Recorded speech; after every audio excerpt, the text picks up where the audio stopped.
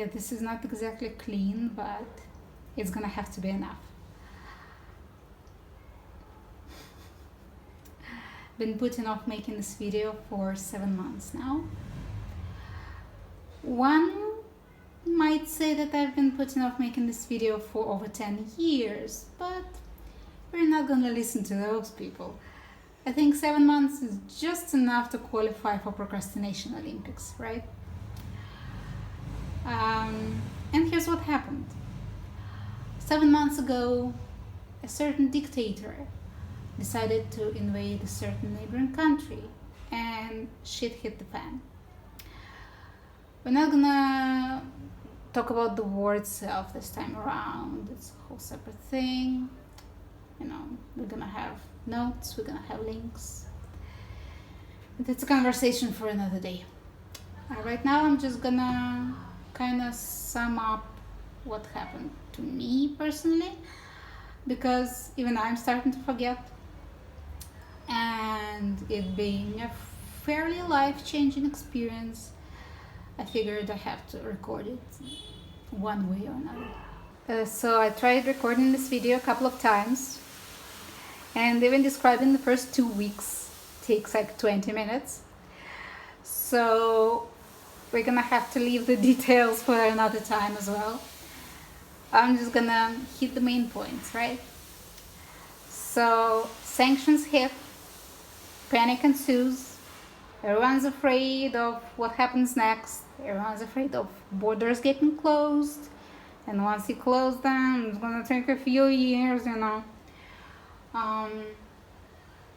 So I get a plane ticket, and then that flight gets cancelled because all Russian airlines cancel all their international flights. And I get another ticket, but actually my friend in Scotland has to get it for me because Russian cards don't work with international vendors anymore. And at this point I would like to say a special, a genuine, very deep thank you to the Gumption Club, who quite literally, figuratively, but quite literally flew me out of Russia. Because at that point I was broke, still am, always have been. They crowdfunded the ticket, they bought it for me. My Scottish friend, you're not Scottish, Rhiannon, you just live in Scotland. Yeah, so my friend gets a call from her bank like, ma'am, are you being scammed? Yeah, so on the wings of charity I fly to India. India, because there aren't that many places that you can go as a Russian citizen without a long process of getting a visa, especially now with sanctions as well. And I've been to India before, I have a couple of friends here, so I'm like, yeah, let's go.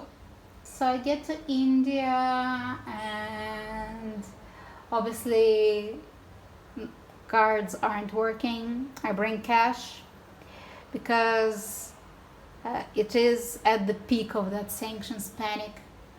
The exchange rates are horrible, so I lose a lot of money in exchange. That's fine. It's all fine. I'm out of Russia, so it's all fine, right? So because this trip was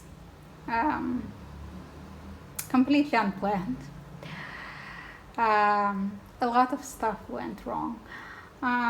First, I get to Delhi without a confirmation from my friend that she could host me, and she couldn't. So I had to change my plans, and luckily another friend in Bangalore, which was my final destination anyway, she kindly agrees to host me. So I take a train across India and I get to Bangalore. Oh, what the fuck happened next? Just a whole lot of panic. Yeah, obviously this whole time, like from the day the war started to, I would say, like about 4 months in, just had like a steady simmering panic attack going on day and night. Still have insomnia now, but at least like my knees aren't shaking. This is the progress. So I stayed with friends for a while, and if my mother asks, I absolutely did not leave Russia on a 30-day visa and had to do a border run to Sri Lanka after months. Didn't happen. Then I get introduced to the concept of a PG, short for paying guest, which is essentially a hostel living situation. You get a room, you get a bathroom, that's about it. I actually thought I would be staying there long term, but to open a local bank account, I need a notarized rental agreement, and these hostels don't provide that. So I was incredibly lucky to get introduced to my current flatmate, Steph. She was kind enough to cover the entirety of the insane, fucking unlawful Bangalore security deposits, which are 6 to 10 months rent, by the way. So I'm moving with Steph, and we get kicked out by her landlord. We move to this place, which is nicer anyway, but yeah. Here we have some more landlord drama. New landlord, new problem. Which essentially just means that I still don't have a rental agreement and I still don't have a bank account. Haven't had a bank account for 7 months. It's not fun. 0 out of 10, do not recommend. But now the situation is also that my visa is running out, so I have to do a border run.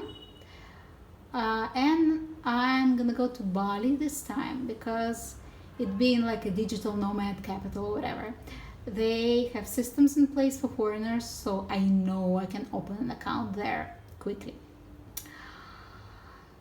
But of course, with 7 months of no way of getting paid or whatever, I'm still pretty much dead broke. So I'm actually leaving this Saturday, so like in 5 days, whatever. And I still don't have the money for visas, for anything. I still don't have accommodation confirmed. I don't even have a ticket back. And somehow that's okay. I mean, it's not, of course, but also like this has been like, I've had so many situations like this in the past months that it's like business as usual. Yeah, but the money thing is a big question that is now being yeah, but yeah, so I'm just telling myself that at least by the end of that it's gonna be a panicky few weeks, but I will come out with a bank account and I will be a functioning member of society again. By the way, if you would be so kind to help me stay out of Indian prison, there's a link in the description to the crowdfunding thing. Very little goes a long way these days. Yeah, so I'm kind of at the finish line of chapter 1. And I'm sure if I start recording these like at the very beginning, it would be all much more entertaining and emotional and raw and all of that. But you know how when you're in the middle of the situation, you just you're still mad at it, so you can't talk about it. It was very that.